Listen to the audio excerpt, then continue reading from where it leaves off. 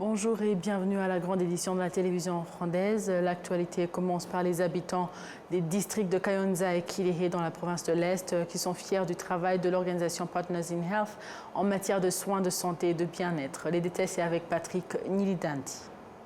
Cela fait 20 ans que l'organisation Partners in Health, spécialisée dans l'octroi des services et soins de santé et du bien-être de la population, est présente au Rwanda. La population du district de Kayonza et Kirehe, en province de l'Est, se félicite du travail réalisé par l'organisation.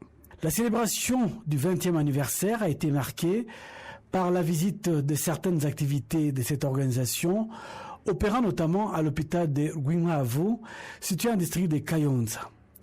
Les invités à la célébration des 20 ans ont visité divers services offerts dans ces hôpitaux, constaté les réalisations des partenaires Inshuti Mutemba et planté des arbres à la mémoire du fondateur de Partners in Health, Paul Farmer. Le gouverneur de la province de l'Est, Prudence Rubingisa, se félicite du travail réalisé par Partners in Health et affirme que des actions de plaidoyer seront menées pour étendre ces activités.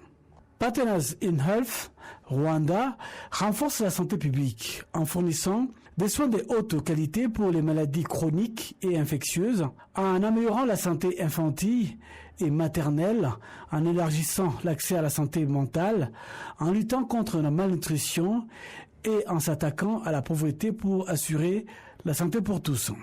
Les responsables de Partners in Health Rwanda ont indiqué que l'organisation a pour mission d'aider le Rwanda à concevoir, construire et mettre en œuvre un système de santé de classe mondiale qui fournit des services équitables, accessibles et de haute qualité à tous ceux qui en ont besoin. Place maintenant à une conférence internationale de chercheurs venus de divers pays d'Afrique qui s'est réunie à Kigali en vue d'examiner le rôle des valeurs culturelles islamiques dans la promotion de la paix et de l'harmonie au sein de la communauté africaine.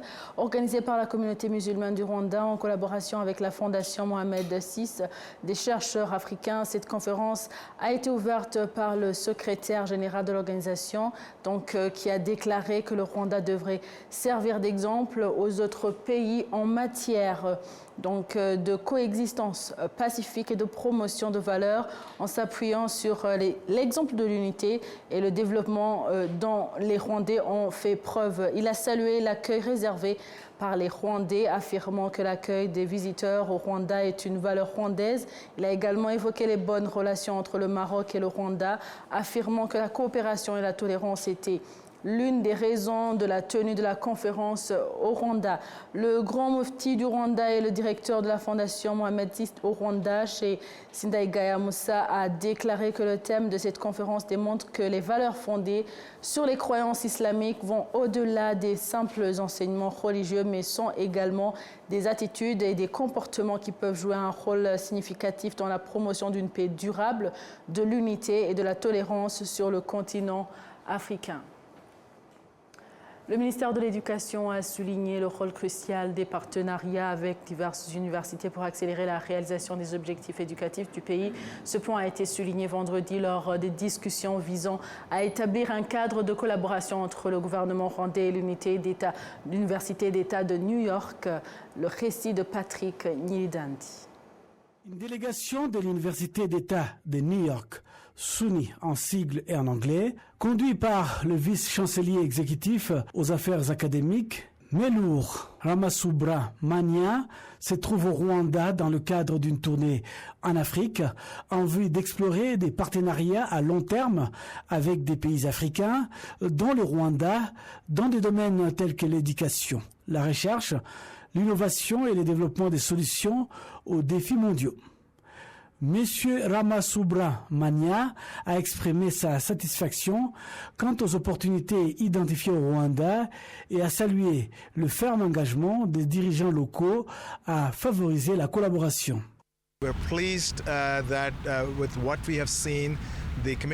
Nous sommes satisfaits de ce que nous avons constaté. La volonté des gens ici et les opportunités qui se sont présentées, car cela nous a permis de voir ce que nous pouvons faire. C'est pourquoi nous avons baptisé ce programme SUNY Africa. Et nous évoluons progressivement dans différents pays, d'abord au Kenya, puis au Rwanda, et nous nous implanterons progressivement dans d'autres pays. Notre objectif est d'établir une collaboration à long terme en analysant nos programmes universitaires et en mettant en relation des étudiants comme ceux du Rwanda, puis en les faisant venir aux États-Unis dans nos 64 campus. L'objectif principal est de trouver des solutions aux problèmes grâce au partage des connaissances entre nos étudiants des deux pays. Nous sommes heureux d'avoir trouvé un moyen de collaborer et de rendre cela possible. Dr Sylvie Mukyo, vice-chancelière du Rwanda Polytechnique, a souligné les avantages mutuels d'une telle coopération, notamment qu'elle permet aux étudiants des deux pays d'échanger des connaissanses et de collaborer sur des projets percutants qui abordent des problèmes du monde réel. Le ministre de l'Éducation, Joseph Nsengimana, a également reconnu le large éventail des domaines potentiels de coopération avec l'Université d'État de New York, SUNY en sigle en anglais, affirmant que ceux-ci s'alignent bien avec des objectifs éducatifs stratégiques du Rwanda. Fondé en 1948, le réseau de l'Université d'État de New York compte 64 campus répartis sur l'ensemble du territoire américain. La délégation de la SUNY a passé 2 jours au Rwanda pour échanger avec des institutions gouvernementales, des organisations universitaires et des acteurs du secteur privé, afin d'explorer des pistes de collaboration. Des représentants de la République démocratique du Congo et ceux de la coalition AFCM 23 ont signé ce samedi à Doha un document de principe devant donc conduire à un accord de paix dans l'est de la République démocratique du Congo. Cette signature a été scellée à Doha, la capitale de l'Émirat du Qatar, et l'Union africaine a publié une déclaration exprimant sa satisfaction pour ce document. Le président de la commission de l'Union africaine, Mamadou Ali Youssouf, a déclaré que ce document constituait une étape majeure vers la paix dans l'est de la République démocratique du Congo et donc dans toute la région des Grands Lacs. L'Union africaine a également remercié tous les donateurs qui ont contribué aux négociations entre les deux parties, les États-Unis, le Qatar, la communauté de l'Afrique de l'Est et la communauté des États de l'Afrique australe. Ce samedi donc, après ces grands événements, maintenant, nous allons recevoir Tite Gatabazi, journaliste et analyste. Bonjour pour un décryptage. Merci d'avoir répondu à notre invitation. C'est moi qui vous remercie pour l'invitation. Alors Tite, que prévoit concrètement la déclaration de principe de Doha concernant donc le rétablissement de l'autorité de l'État de la RDC et la sécurité? Et Doha, on va dire, Abemous Doha, on arrive au bout d'un processus qui a été très difficile, où on a eu des étapes, les délégations ont dû faire des allers-retours sur Doha. Et aujourd'hui, on signe la déclaration de principe. Ça veut dire qu'on donne, on acte un cadre où on reprend les points sur lesquels les deux délégations ont discuté. Et il y a des priorités dans la déclaration de principe. Cessation des hostilités, ça va de soi. Ils sont à Doha parce qu'ils s'est tapé dessus, même si c'était à l'avantage de l'AFCM 23, mais la partie gouvernementale était aussi en guerre. On arrête les hostilités, on fait tout pour rapatrier les réfugiés. Il faut libérer les 700 prisonniers officiellement connus qui sont prisonniers à Kinshasa pour délit de faciès, des Tutsis congolais qui n'ont commis que le seul crime d'être Tutsis. Et donc le gouvernement congolais s'engage à ne plus faire usage du discours de haine, ni de l'alimenter directement ou indirectement. Et après, il y aura cette fameuse rhétorique sur le rétablissement de l'autorité de l'État, dont les détails feront l'objet des prochaines discussions. Parce que l'autorité de l'État, de quoi parle-t-on? On parle de la gouvernance. On parle de la gouvernance. De la République démocratique du Congo. On sait trop bien qu'en 1990, la conférence nationale souveraine a acté la faillite de l'État zaïrois. Ça veut dire que la gouvernance était quasi inexistante. Mais ça remonte aux années Mobutu. Depuis les années 80, la décennie 80, l'État avait abandonné les populations. Il n'y a plus de services publics en République démocratique du Congo.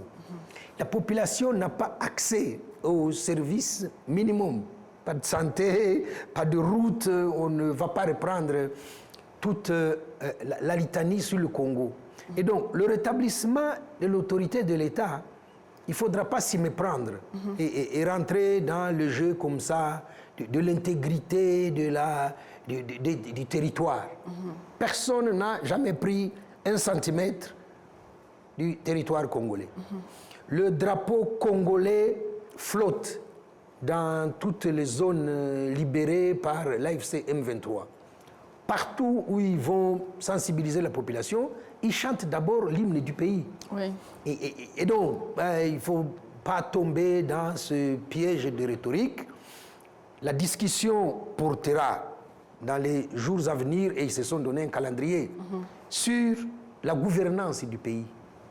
Comment la République démocratique du Congo, avec ses 2 345 000 km², avec plus de 450 communautés, comment ce pays peut et doit être gouverné. Oui, sur ce point de gouvernance, Tite, alors pourquoi alors cet accord suscite-t-il des interprétations contradictoires, donc notamment sur la légitimité du M23 comme partie prenante sur les modalités de restauration et tout ça? Parce que Kinshasa nous a habitués à faire dire à des accords qu'ils signent tout le contraire de ce qui a été dit. On a vu Nairobi, on a vu les tergiversations à Luanda, on a même vu la campagne médiatique organisée contre les accords de Washington.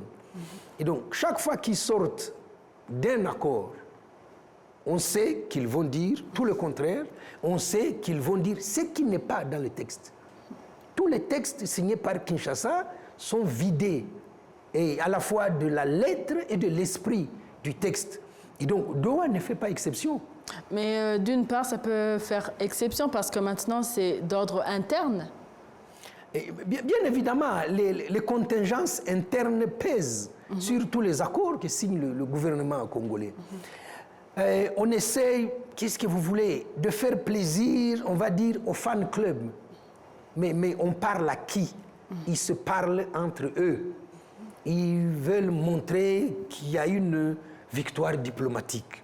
Tant mieux si ça bénéficie aux Congolais. Ils veulent dire qu'ils s'inscrivent. On va dire, allez, on va prêter ça à Mouyaya pour une fois. L'accord de Doha rentre dans la vision du chef de l'État. En gros, ça ne repose sur rien. L'accord de principe va permettre au moins le cadre dont je viens de parler, les éléments qui sont répertoriés et qui vont faire maintenant l'objet de discussions sur le fond.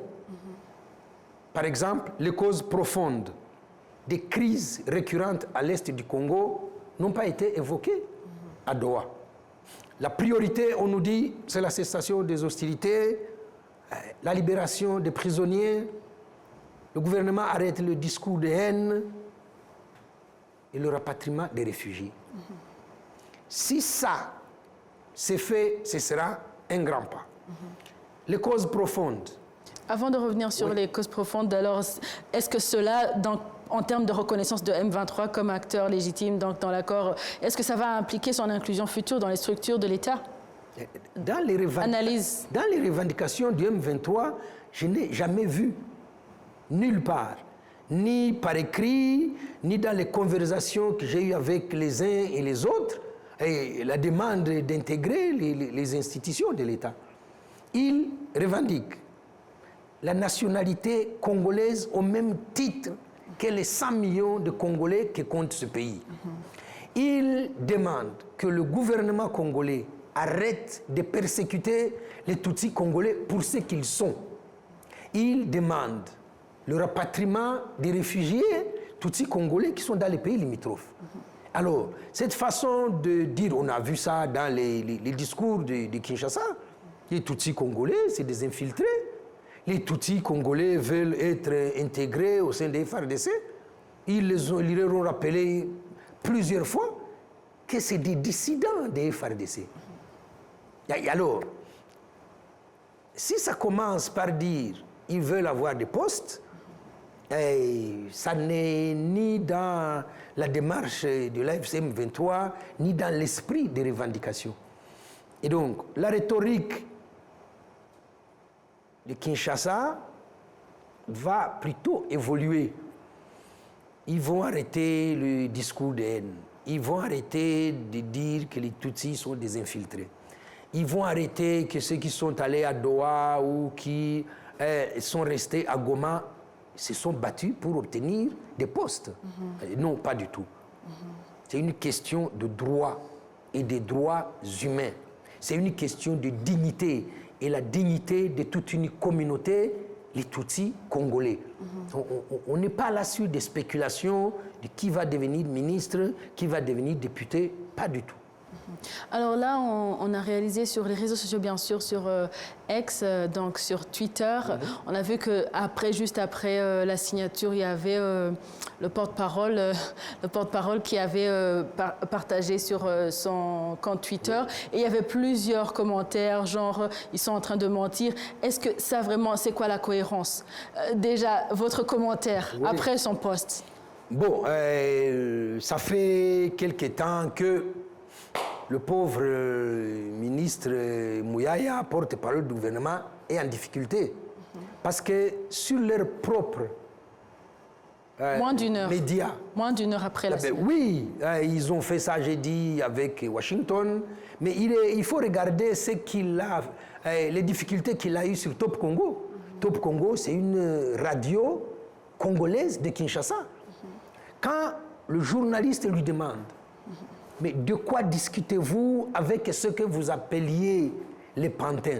Il n'avait pas de réponse. Il n'y avait pas de réponse. Et donc, aujourd'hui, qu'il commente, qu'il tire sur les cheveux pour essayer de dénaturer à la fois le texte de Doha, pour essayer de contredire l'esprit de cette déclaration de principe, on va dire qu'il est dans son mauvais rôle et que ce sera plutôt à lui et aux autres membres du gouvernement d'évoluer avec le temps, avec les circonstances.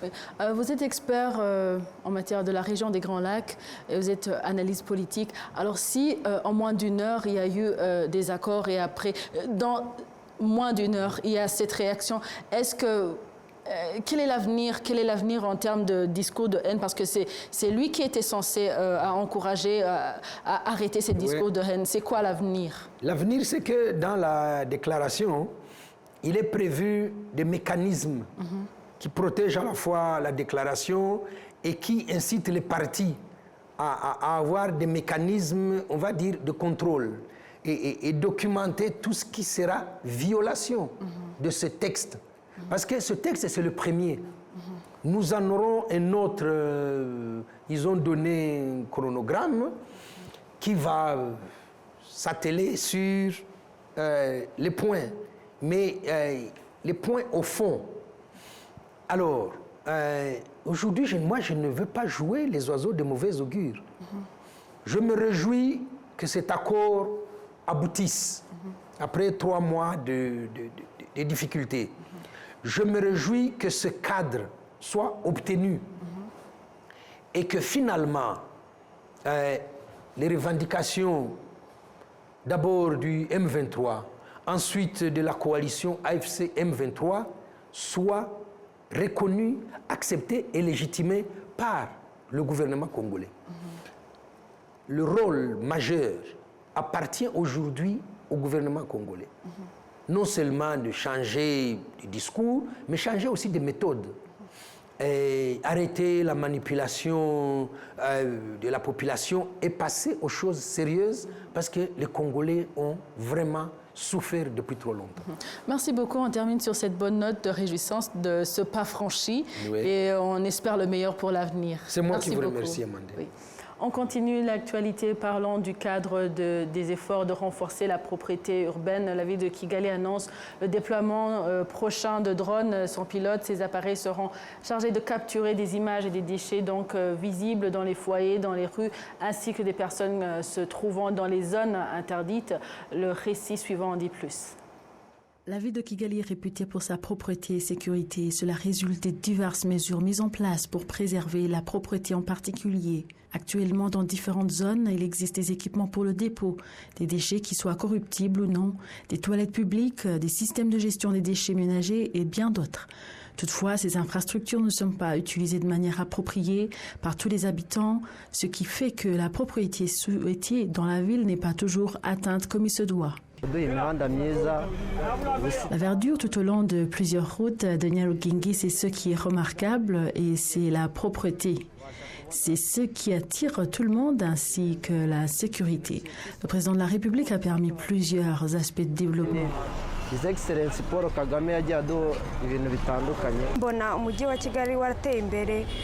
ville de Kigali a amélioré la propreté et tout est propre partout. J'encourage même ceux qui se soulagent toujours à la rue, quelquefois, de ne plus le faire. La ville de Kigali est super belle. Il reste à corriger les mauvaises habitudes qui vont à l'encontre de la préservation de l'environnement. Dans le cadre de l'amélioration de la propreté, la ville de Kigali a envisagé l'utilisation de la technologie.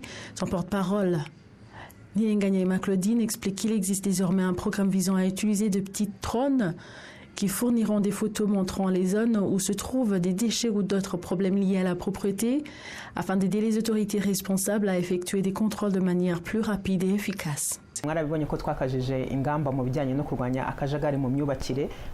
savez que nous avons renforcé les mesures de lutte contre les désordres dans l'habitat en utilisant les images de satellites.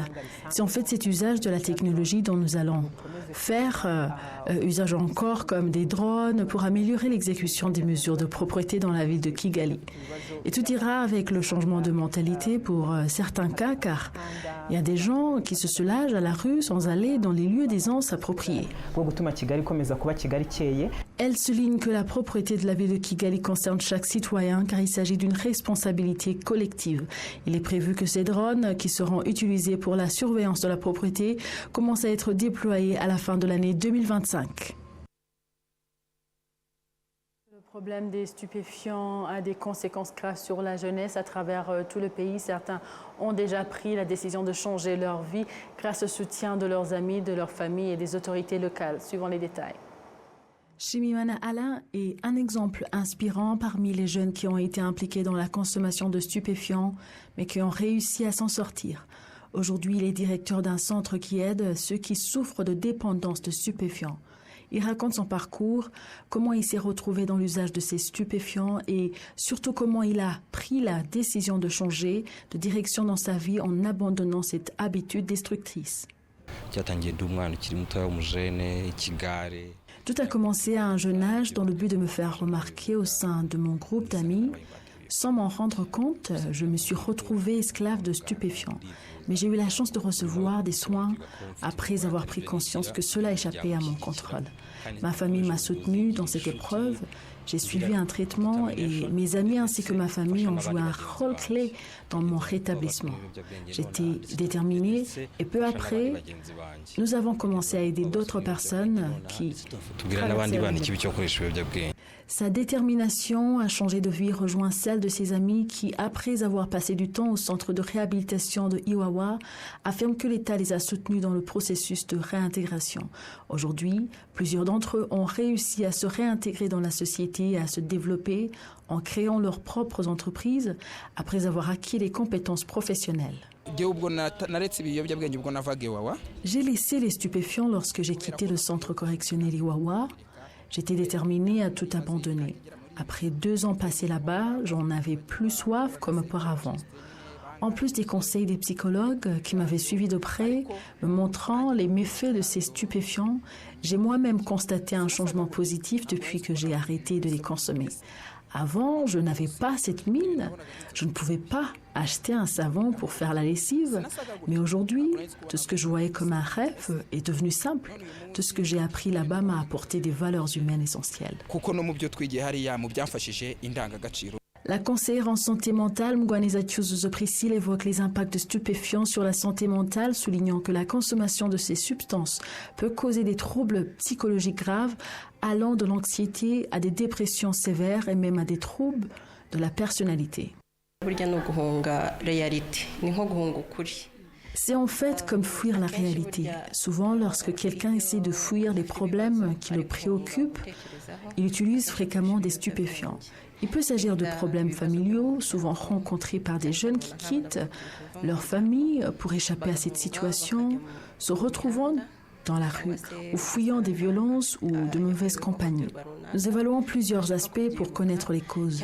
Je ne prescris pas de médicaments, seulement des conseils.